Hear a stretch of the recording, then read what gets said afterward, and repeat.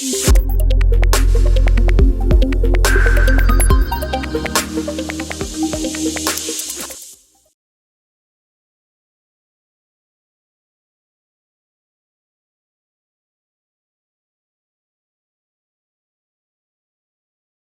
let's imagine that you've been assigned the rank of honorary firefighter for the day, and your first task is to go into your neighbor's house and locate their entire family.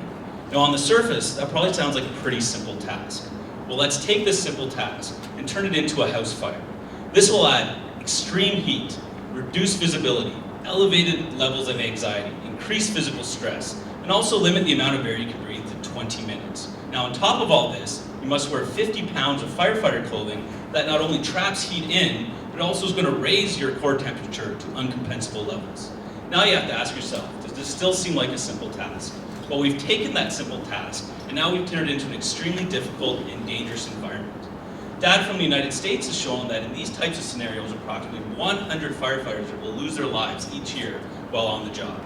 The purpose of our research was to determine the effects of heat stress on cognitive function in firefighters in order to minimize these risks. We recruited 19 firefighters to the Automotive Center of Excellence Climate Chamber to perform treadmill walking while wearing full fire protective clothing in a hot environment of 35 degrees and 50% humidity. At specific points of core temperature, cognitive function was assessed using 5 tests from a cognitive function computerized assessment battery, evaluating working memory capacity, visual new learning, executive function, and attention.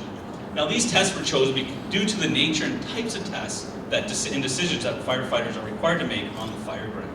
Now, you're probably asking, what did we find? Well, our study revealed that impairments in cognitive function were found when elevated core temperature reached a level of 38.5 degrees Celsius. Now, with this new information, when we combine that with previous research looking at tolerance times in firefighters while working in the heat, we can provide fire chiefs the ability to determine how long a firefighter can work at various emergency scenarios until their core temperature hits 38.5 degrees Celsius, which at that point, impairments in cognitive functions may arise, and thereby would increase the risk of injury or death on the fire scene. Now, the future research in this field looks at creating video game simulations that are capable of recreating the types of decisions that are required of firefighters in any emergency scenario to better help train and evaluate cognitive function. Now, this video game simulation has the capability to assess working memory, spatial awareness, and memory recall.